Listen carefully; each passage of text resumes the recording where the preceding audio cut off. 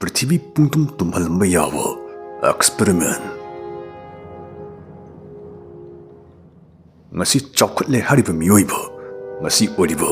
bigyan gi thaksi yornabagdamak scientist kyana onthokpa makhalgi experiment kyasu chathakidaba nate tawruraga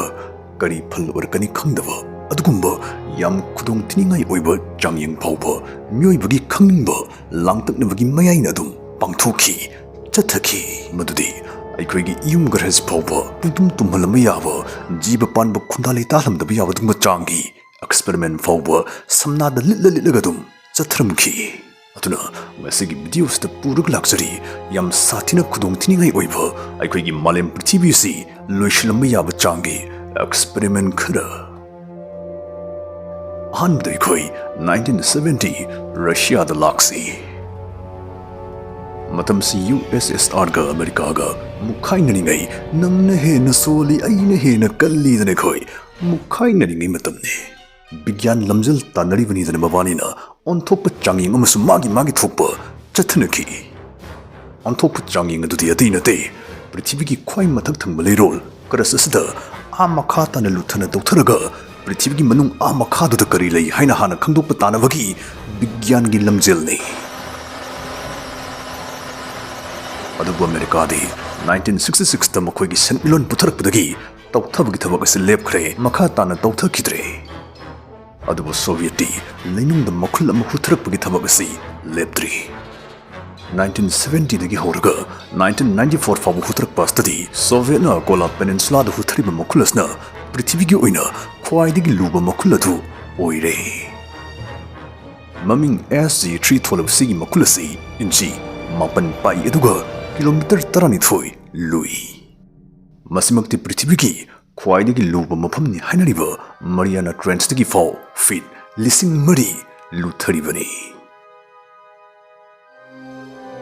ꯑꯁ ꯉꯔꯥꯡꯗꯤ crash game ꯁꯥꯟꯅꯔꯒ phone ꯑꯍꯟꯕ ꯑꯃ ꯂꯩꯔꯦꯍꯦ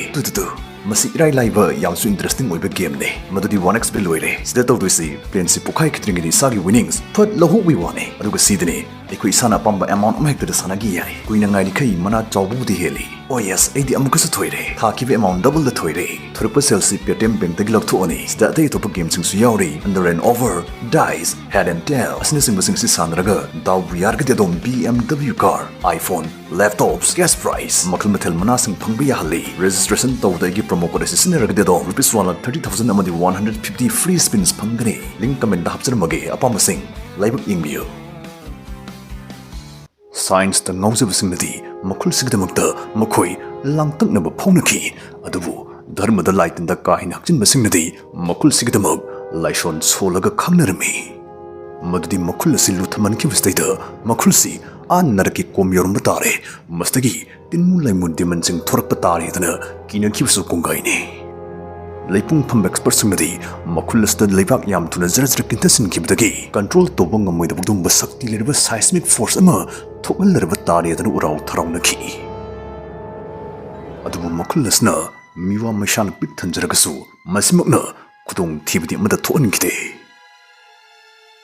ꯑꯗꯨꯕꯨ ꯃꯈꯨꯜ ꯑꯁꯤꯅ ꯀꯤꯂꯣꯃꯤꯇꯔ 12 ꯂꯨꯊꯔꯛꯄ ꯑꯗꯨꯋꯥꯏꯗꯒꯤꯗꯤ ꯂꯦꯞꯇꯕ ꯌꯥꯔꯛꯇꯕꯗꯒꯤ ꯍꯨꯊꯕ ꯑꯁꯤ ꯂꯦꯞꯈꯤ ꯀꯔꯤ ꯃꯔꯝꯒꯤ ꯂꯦꯞꯄꯤꯖꯥꯠꯅꯣ ꯌꯥꯝ ꯁꯥꯊꯤꯅ ꯁꯥꯔꯝꯕꯗꯩ ꯃꯗꯨꯗꯤ 180 ꯗꯤꯒ꯭ꯔꯤ ꯁꯦꯜꯁꯤꯌꯁ ꯌꯧꯅ ꯁꯥꯔꯝꯕꯗꯒꯤ ꯂꯦꯞꯈꯤꯕꯅꯤ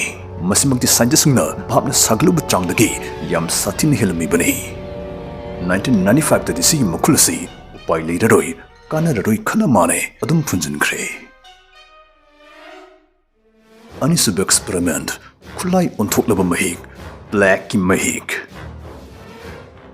1989 ꯀꯣꯜ ꯋꯥꯔ ꯂꯣꯏꯁꯤꯜꯂꯛꯄ ꯃꯇꯝꯁꯤꯗꯩꯗ ꯁꯤꯒꯤ ꯚ꯭ꯂꯥꯗꯤꯃꯤꯔ ꯄ꯭ꯔꯤꯖꯦꯁꯅꯤꯛ ꯍꯥꯏꯔꯤꯕ ꯁꯣꯚꯤꯌꯦꯠꯀꯤ ꯗꯥꯏꯔꯦꯛꯇꯔ ꯑꯁꯤꯅ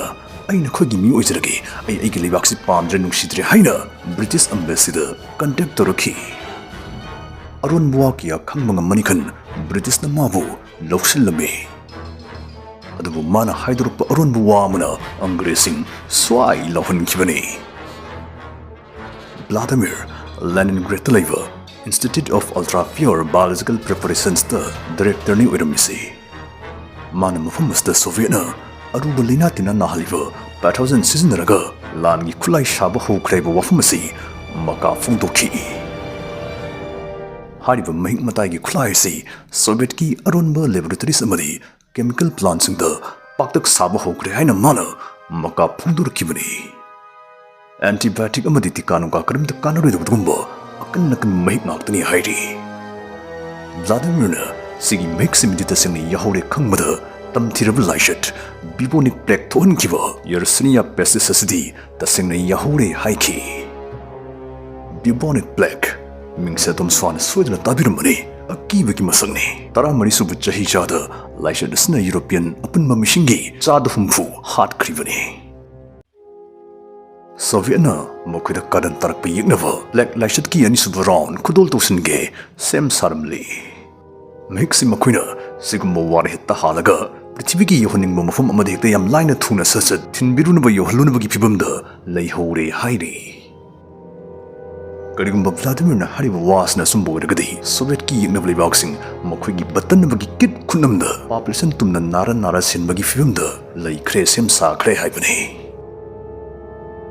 Vladimir na harimi was tasingna chumbo oigani haibsi British na 1990s da na khai shangaki makhoi gi aron ma paw khangdok na thamli bejan singna madugi thajani ngai amadi kiningai oriba proof sakhi sing phangak badagi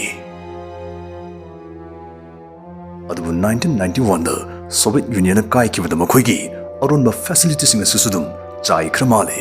kai bi yaw kramale madudi mahiki khulai sing sing maramda karisu mana manil nai rakhitre Moscow na Russia gitgumba mai matai bulan gi khulai wina sizna navagi thorang biological warfare weapon gi program amata leidre haina malem gi miyamda lokthurakhre oi da oirane bhamna sagat piu line mungam da balina gi mixing tha khudingi khajik sum kapsil adi kamai tawne Soviet na ikoi new attack to wam hik siznaraga langi khulai una sizna number thorang biskum America gi sumakhoi biological weapon program leirami kedu leitani adu khindari budi makhoi gi sti ikoi new with direct chamaga attack to kadam makhali mahik dinate na koi na attack to kadavani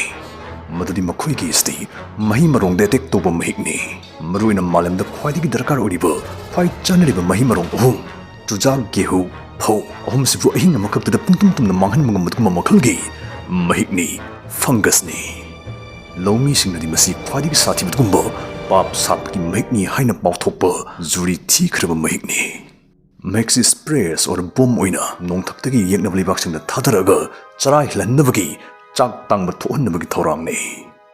Adu Sigila Longa Americana Karigumba Sina Kibra or Sina Kidabra Hibutudi, Karanasu, Chap Jabadi Kamnade. Sigum Kudong Tinai or experiment Yam lady, Makata video my minase.